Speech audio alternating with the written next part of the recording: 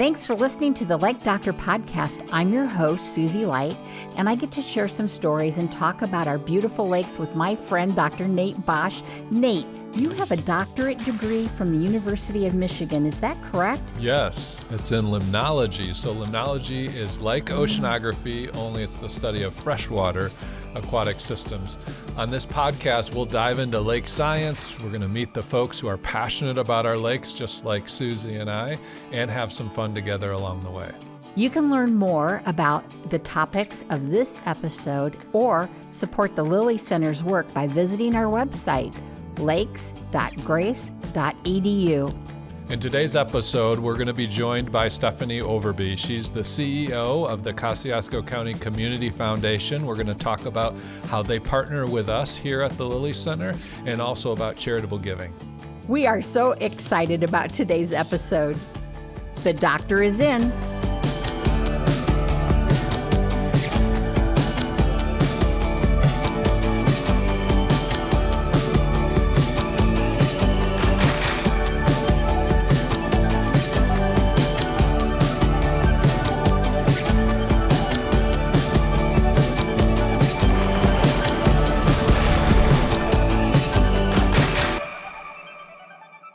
Thanks for joining us on another episode of The Lake Doctor.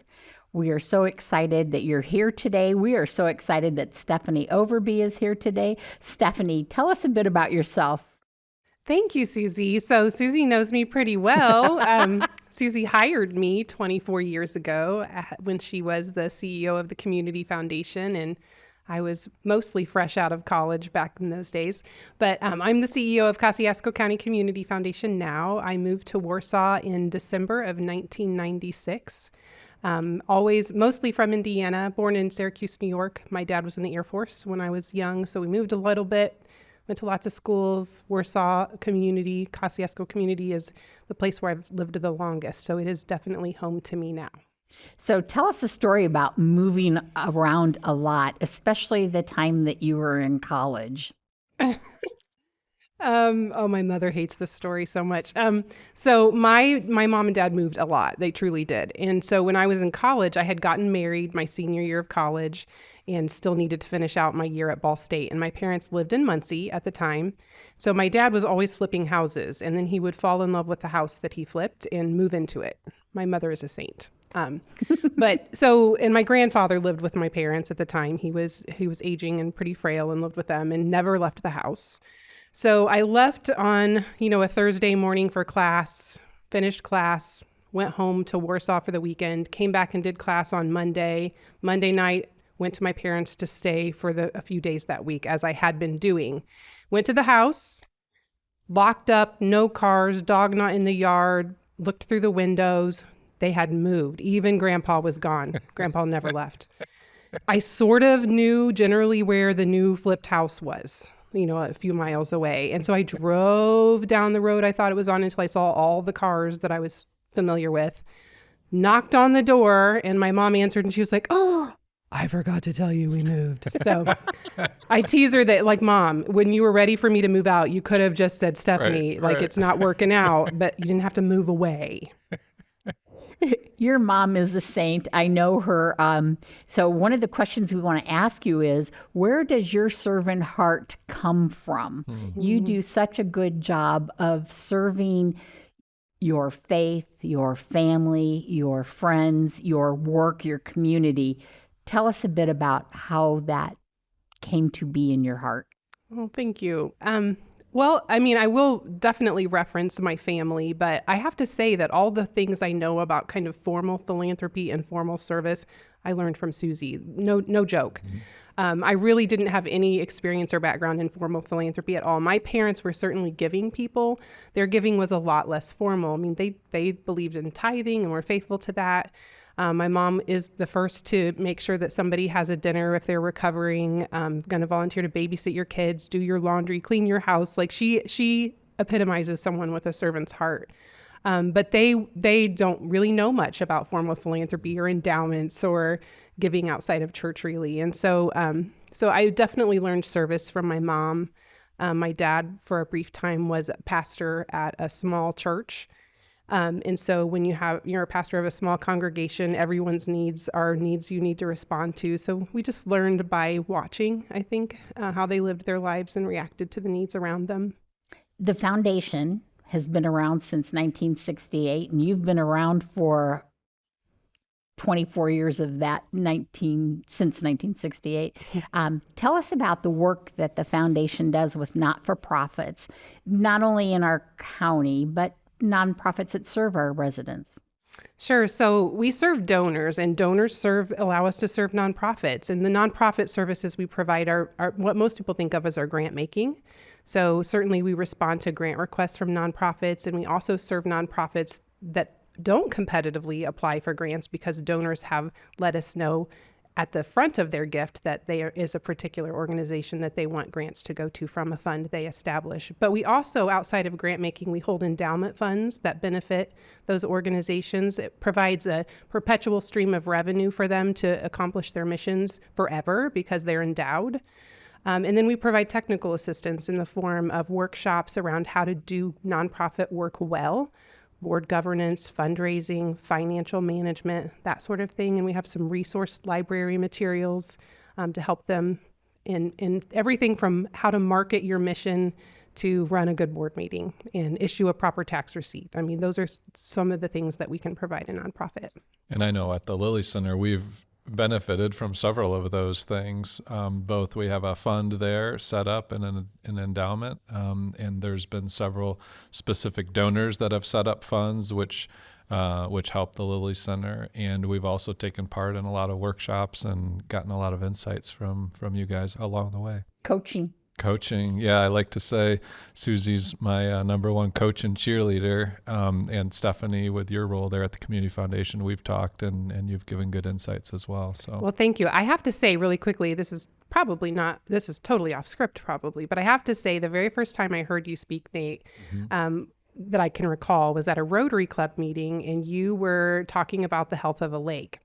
And can I just tell you that I hated science in school? Like, it was the class that was painful for me to get through, like I just didn't register with me. It was honestly the first time that I felt engaged in an educational presentation that had some kind of science relationship. And so kudos to you for taking somebody who was like, boo hiss science, boring, time for my nap, to making it exciting and engaging and helping me understand how important the lakes and the health of the lakes were. So that was my first. I'm glad the Community Foundation has provided some education resources for the Lilly Center. But you've also been just hugely valuable, not just to our community, but to me personally, to help me understand what's happening in our local environment. So thank you for that. Honored to do it. So you both talked about the importance of nonprofit support that comes from the foundation and donors who contribute to nonprofits. Why is charitable giving so important to the Lilly Center for Lakes and Streams?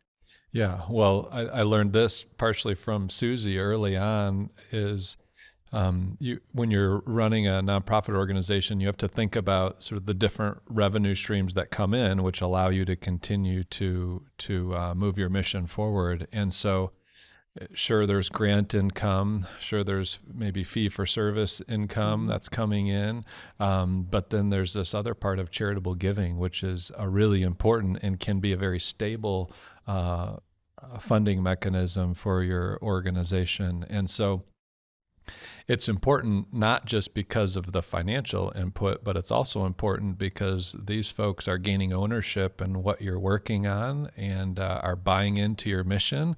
And they're often helping as volunteers. They're experts that are giving advice along the way. And so the charitable giving part is really important for the nonprofit. I think a lot of people think that if an organization is a not-for-profit entity, that they don't have to operate in the black. And you've heard me say this how many times?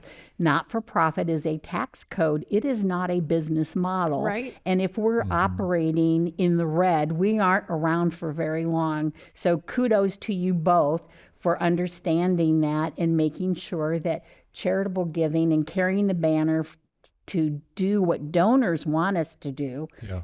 It is so important. Thank you. You're welcome. I think Nate does a tremendous job at stewarding donor gifts. And I admire that. It's something that I think successful nonprofits do well, is stewarding a gift, making it not a transaction, but a relationship, and ongoing back and forth. And I've seen you personally do that really well. So kudos for that good work. That's probably the thing that I've come to enjoy about my job, and specifically the fundraising part of my job most, is the relationship, right? It's not a transaction. It's getting to know somebody. What are they passionate about? Oh, hey, we're doing these 3 things over here that really fit what you're passionate about. Would you like to invest in one of those things? And so it's kind of matchmaking rather than sales pitch for making a gift. It's funny, the radio station had a Facebook question today that said, describe your job in 1 word. And I responded and said matchmaker. Because I really do feel that that's what the Community Foundation does. It brings caring people who want to do something good and impact their community together with needs that are there and need to be met. So we just sort of matchmake like what people are passionate about with the needs. Yeah. So Stephanie, our listeners, I'm sure, have many different passions. How does somebody donate or work with the foundation on what they're interested in accomplishing? It really starts with a conversation. We'd love to sit down with donors and really better understand what they care about. Sometimes a donor doesn't have to come to us and know how all the different giving vehicles work or the jargon, endowments or charitable remainder trusts, or really what is it you want to accomplish? And then we work with the donor and often their professional advisor, like an attorney or a financial planner, to understand the best kind of gift for them to make.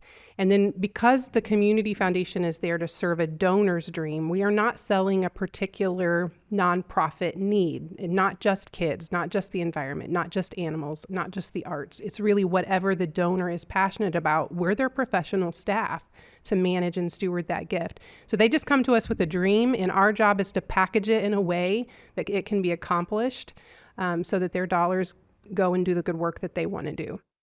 And you have a volunteer board. We do. And tell us about how does that process work about serving as a volunteer, any kind of volunteer for the Community Foundation? I am really, really proud of our committee and board selection process because I've been a part of really great nonprofits, really well-meaning nonprofits who, when it's time to fill a position, kind of sit around a room and say, well, who do you know? Who's got time? Do you think so-and-so would do this? And long before I became the CEO of the Community Foundation, we really did have and continue to have a robust process for vetting members. So I'll let out a little bit of our secret sauce, which is that it almost never happens that someone would be invited to be on our board if they haven't served on a committee first. It's really kind of like, dating somebody before you ask them to marry you, right? I mean, Do they believe in our mission? Do they like us? Do we like them? Do they come to the meetings they said they'd come to? Do they read the packet before they get there? Just getting to know people. And so we really look at a matrix of skills that are missing, perhaps geographic areas that we want represented, areas of diversity that we want to make sure are covered on our board. And so we have what we call a pipeline. And so we have a database of people we're kind of watching and looking for positions for them to fit into the Community Foundation so that they can get to know us and we can get to know them. And then at some point they'll be invited to serve on our board when we have a spot that is just the right fit for the skills they bring. So initially, when the foundation was first started, it was pretty much only scholarship funds. And you've talked about the different types of funds you have, but still, there's a lot of community engagement in scholarship awards. How many volunteers did you have this year on your scholarship committees? It's been over 200 for several years. Wow. So I'm guessing somewhere between 210 and 220.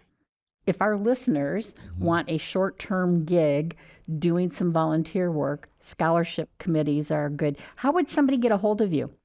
So 574-267-1901 is our phone number. You can also email us at kcf@kcfoundation.org. Let us know that you're interested in serving on a scholarship committee, and we would be very happy to allow you to do that if you meet some basic criteria. Maybe some bright scholars coming to the environmental science program at Grace College too. I'm pretty sure that Grace College receives a lot of scholarship dollars from the Community Foundation because donors had this philanthropic desire. I can think of a couple stories where donors who didn't have any children decided that they wanted to impact children in education. And so they would make a planned gift to the Community Foundation. Planned gifts are pretty important to you. Can you explain how somebody plans a gift? Sure. So usually when we're talking about planned giving, it typically is estate planning. And so planned giving is really, what do you want to happen to your assets after you're gone? And is there something charitable that you want to accomplish with a planned gift? And it's not just wills. I mean, we think of that, right? Well, I'm going to leave a certain percentage of my estate in a will to my favorite charity, and that's great. But there are lots of ways that you can do a planned gift. You can leave the charity of your choice as a beneficiary of your IRA, as an example. And so there are tools where people can leave the remainder of a gift to charity and still have an income that they receive during their lifetimes from the asset that they gift to charity that they'll get paid for during their lifetime. But when they die, the remainder of that value of that asset goes to charity. It's also a very becoming more and more popular way for people to make a planned gift. I like to think about my estate and how I have 2 children, and I think of charity and my philanthropic desire as my 3rd child. So my estate will be divided up between my 2 kids and my charitable intent, which happens to be represented here. And we're very thankful for that. As are we. Commitment. Oh, golly. Well, planned giving is something that the Lilly Center for Lakes and Streams is working on. Yeah. And that came a lot with some of the coaching from you, Susie. I remember early on, hey, we need to start thinking about endowment, the sustainability of the Lilly Center for Lakes and Streams. And then back a few years ago, okay, now let's start thinking about planned giving. And as Stephanie was pointing out, thinking more about legacy and how are these things going to carry on even past the lifetime of one of these donors. And so we've developed what we're calling our Founders Circle, which is kind of our kickoff into the planned giving, the estate giving arena. And so that's open to the first 20 individuals or families that put the Lilly Center in their estate plan. And so excited, Susie, to have you and your husband, Steve, as part of our Founders Circle. And I think we still have 5 more spots open for that to fill that up. So they're being snapped up pretty quick, huh? Yes. Okay. Yes, we're pretty Anybody excited listening about that. and they're interested in being part of the Founders Circle, they're going to call you. Yes, that would be great. Stephanie, what do you see in the future? How do you see growth in the Community Foundation, in our community, in opportunities for organizations like the Lilly Center for Lakes and Streams in the next 20 years? What do you think is going to happen? I think, unfortunately, that the strongest nonprofits will survive. And I think the good news is that you're among them. The nonprofits that pay attention to operational capacity. Are we staffing correctly? Are we forecasting for the future? Are we planning ahead? Do we have a reserve that we're building up and protecting? Are we aware of trends that impact our work and our mission? So I think the future is really, really bright for those nonprofits that are paying attention to the details, because it's so important, of course, to have people on your staff and your boards who share your vision and your passion for the lakes and the environment. It's equally as important to staff and have on your boards and your committees people who have sound financial experience, who understand a little bit about laws that govern the types of missional work that you do, who are paying attention to like the bottom line and your ability to recruit really talented staff, which you're so fortunate to be at Grace College and really have this influx of talent coming in every year. Right. So you're really well positioned, Nate, to do well in that space. And I think the good news is that donors are becoming more and more savvy and expecting that their nonprofits make a return on their investment. Not that they're getting paid back financially, but they want to see that every dollar they give is doing something good, that there's a result at the end of it. It doesn't mean we can't take risks or make mistakes or have a fail every once in a while, but overall, nonprofits really need to be on point and on mission. You're doing that really well. So I think the future is bright. I just think it's going to become more and more important that nonprofits, in a way, act like a business, really thinking smartly about where they're investing their time and their talent and their resources. Nate, what do you see? Yeah, I see lots of opportunity ahead. As we look at our lakes, we see certain challenges there and our streams likewise, but there's also a lot of opportunity to move the needle and see positive change in those lakes and streams for our community, but also the impact that we're able to have can spread beyond just our county as we create a model for other communities to be able to utilize as well, which was part of our founding as an organization. So Stephanie, you remember long ago when a donor came to the Community Foundation and said, I'm interested in impacting water. It needs to be data-driven, educational, and replicable. And when I hear things like Chesapeake Bay water people came to see what was happening here to learn about the work that you were doing, it's like, oh man, It's check incredible. off all those things. Isn't that awesome? That's amazing. And I think that's a beautiful illustration, Susie, of how the Community Foundation is really there to facilitate and convene, to serve donors, and to act as a grant maker. I like to say we're not the program provider. So we're funding the soup kitchen. We're not serving the soup, is an illustration that is easy to understand. And in the case with Susie, and I think you guys are going to have a podcast later that really delves into the origins of the Lilly Center for Lakes and Streams and the connection the community has with that. But I think the beauty of that is just that ability to convene the right people around the table to say, okay, the Community Foundation, we aren't lake experts and we're not going to operate a lake quality program, a water quality program, but we can at least gather the people around the table who know how to do this kind of work and figure out how it can be done and how it can be funded. Something that you didn't talk about, you have a family, you have a wonderful growing, now they're all 16 triplets. I do. So one of the questions I want to ask you is, balancing life and work and the fun stuff that you do. Tell us a bit about challenges of being a mom and working. I think that, sometimes I do it well and sometimes not so well. And here's the thing. I think for me, when we found out, we had long wanted children. And so I was an older mom. And so compared to many of my children's mothers, as I'm often reminded, No. For a funny story, in daycare, a little girl came up to me at daycare when I was there to pick up my kids one day, and she said, "Are you Maris's mommy?" And I said, "Yes." And she goes, "You're really old." And I am compared to a lot of the moms. But they were longed for. And so when the triplets arrived, I was ready, honestly, to be like a stay-at-home mom and just enjoy that phase of life, even though I was at the Community Foundation and really loved my work. It felt at the time overwhelming, going from no kids to 3 kids, and one was on a heart monitor for 6 months and all the things, right? And so really, there was a lot of prayer involved in that. And honestly, the reality of we couldn't afford for me to be a full-time stay-at-home mom. And so fortunately for me, I have a wonderful husband who is an all-in husband and dad. It's never been like, will you help with the kids? They're his kids. He's all in. This is a partnership situation. And I had flexibility in those early years from a really great boss. And then I had great parents, in-laws. My friend Cindy Zaire came once a week until they went to kindergarten so I could do laundry and take a nap every once in a while. I mean, I just had an amazing support system, plus Jesus, plus coffee. I mean, that's really how we did it.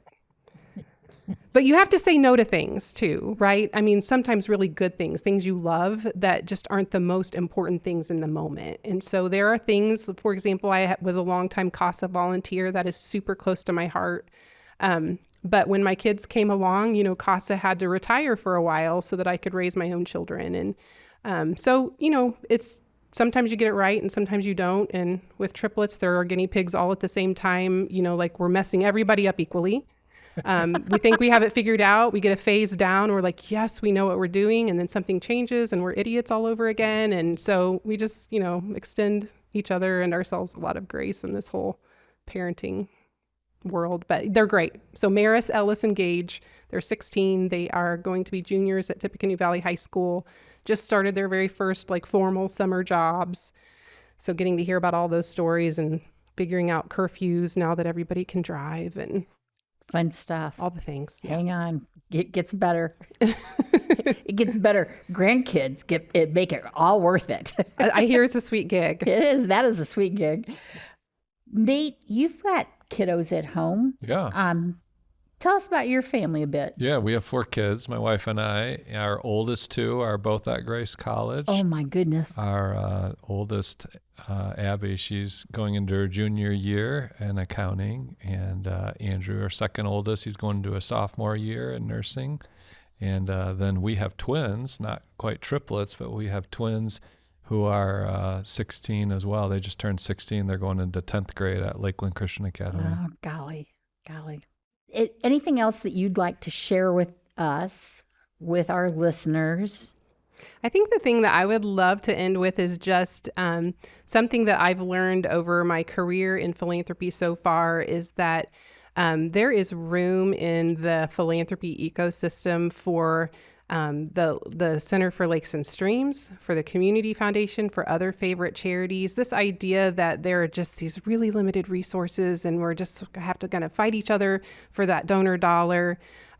There's room in philanthropy and in charitable giving for all of us who are doing good work. And we are so thrilled at how well the Lilly Center for Lakes and Stream is being stewarded. And we would love to serve donors that have dreams around the lakes and environment.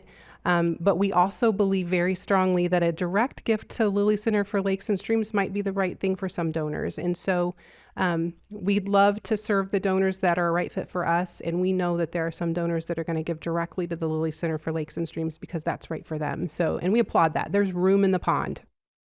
Yeah, and I would say we are so thankful for the Kosciusko County Community Foundation for really birthing us as an organization, took a donor's dream and made it a reality. And we've just been really enjoying the work that we've been able to do since 2007, thanks to the Community Foundation. So thank you. And you guys have come alongside in a lot of other ways since then too. So thanks. It's been our pleasure. Stephanie, thank you so much for being here today and sharing with us. I love your servant heart. I love that you shared with us. This is not a competition for donor dollars. Donors get to choose. Thanks so much. Nate, thank you very much for being here. Stay tuned. We have a real fun segment coming up after this.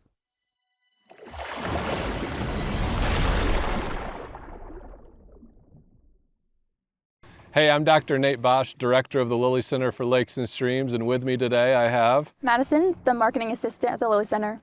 All right, and we are going to talk about how do you know if your lake is healthy. So what we have here is we have a Pro DSS. This is made by YSI. I'm holding the sonde here, which has multiple sensors inside of it, and there's a housing here to help protect the sensors, but there's slits all the way around and holes in the bottom to allow water to pass through. So once we put it in the water here, all of these sensors are going to work, measuring lots of different things physically, chemically, and biologically in the lake to give us a sense of the health of the lake. And so we're going to go through those one by one and explain what the number is currently in this lake, which is Winona Lake. We're in Kosciusko County, Indiana. And we'll talk about what it means and how do we know from that. So we're going to go in those order of physical, chemical, and biological. So Maddie, what's our first measurement we have there? First is temperature in degrees Celsius. We have 27.1. All right, 27.1 degrees Celsius. That's our first physical measurement. So that's getting close to body temperature. So we're pretty warm. We usually wouldn't see much warmer than that in one of our lakes in the summertime, but we do see a lot colder than that in the winter months. For example, we'll get all the way down to 0 degrees Celsius, where the water would actually freeze on a nice, cold, crisp, calm night. And so temperature-wise, doesn't give us a whole lot of indication of health.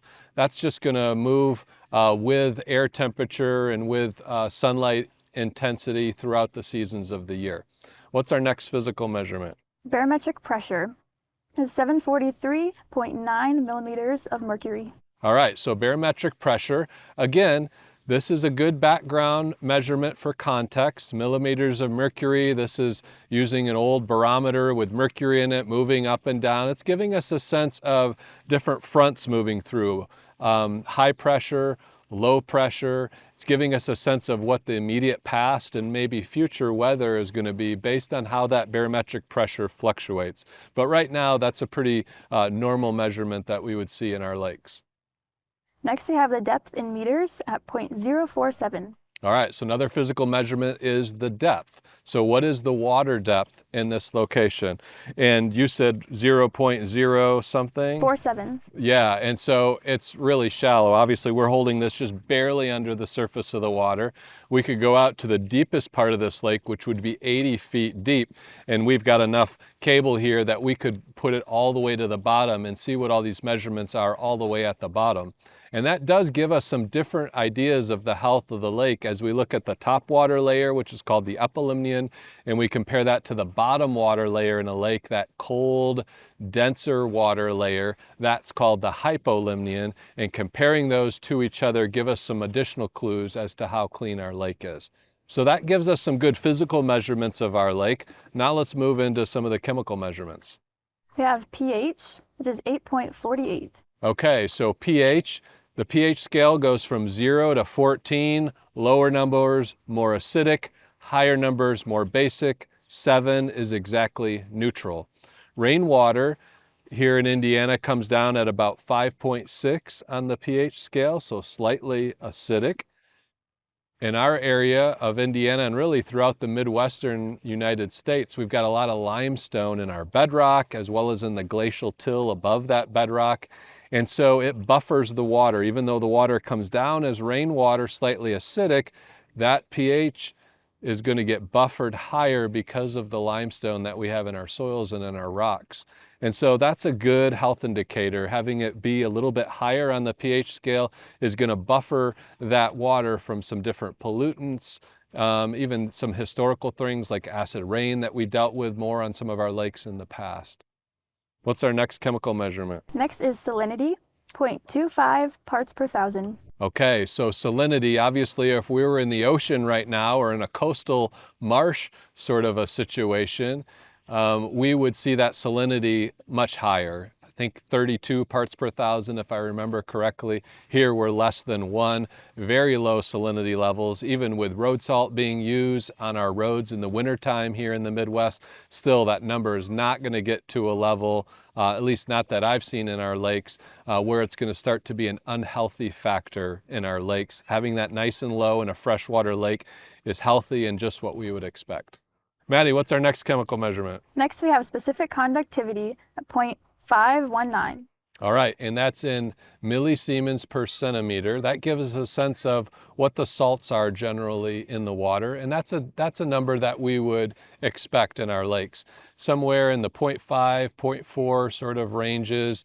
We're not seeing such high salt levels from pollution, road salt, those sorts of things that is raising it to harmful levels to the critters that live in our lakes and streams, but yet it's not down near 0 either. So we do have some salts in the water.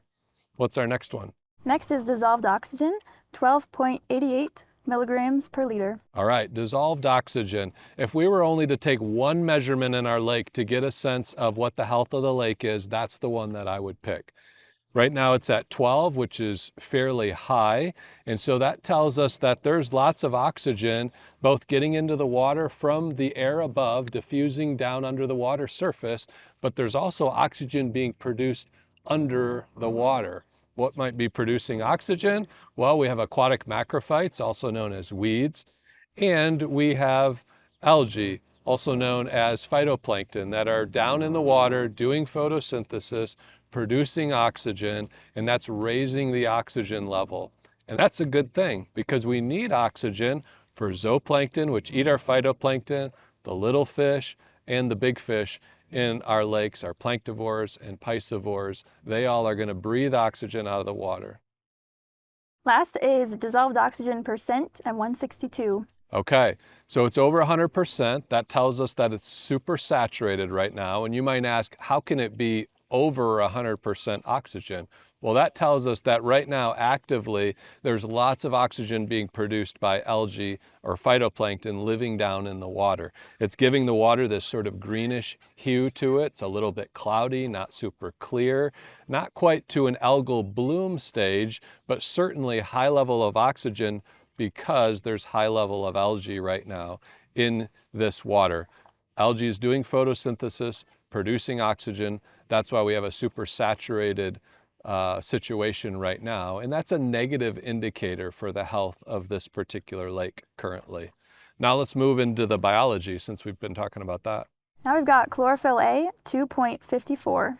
All right, so chlorophyll A, that's a pigment that makes plants look green. So that pigment reflects light off grass, leaves, algae, and makes it look green to our eyes. And so that's a general sense of how much algae is in the water.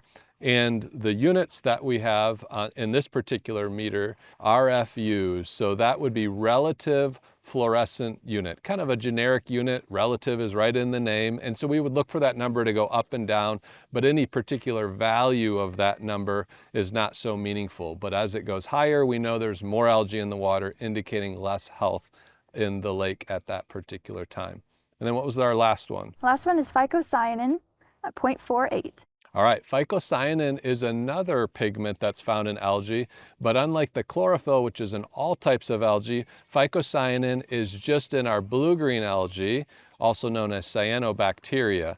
That blue-green algae we pay particular close attention to because it can produce toxins which can be harmful to people and their pets. And so again, that number is in those same RFUs, that relative fluorescence unit, not terribly biologically useful as a number by itself, but more relative as we see it go up and down throughout the day and throughout the year. We can get a sense of how those algae levels are moving up and moving down. At the Lilly Center, we take water samples and bring algae samples actually into the laboratory to very specifically identify different species of algae in our lakes, as well as the quantity of those algae in our particular lakes. Hey, you might be wondering about, okay, that's great, and that's a lot of numbers for that lake, Winona Lake, where you all are. What about my lake? I'm glad you asked. If you go to our website, lakes.grace.edu, you'll find a lakes directory there. You can dial into your lake. We've got over 100 lakes included there, and you can see the most recent data for your lake specifically, and you can get some analysis there as well as to what that tells you about the health of your lake. Every fall, we come out with a new Beneath the Surface publication, which compares a lot of these measurements that we've just been talking about from one lake to another and from one year to another. And you can get a sense of how your lake compares to others over time and by location. Thanks for listening to this episode of the Lake Doctor Podcast.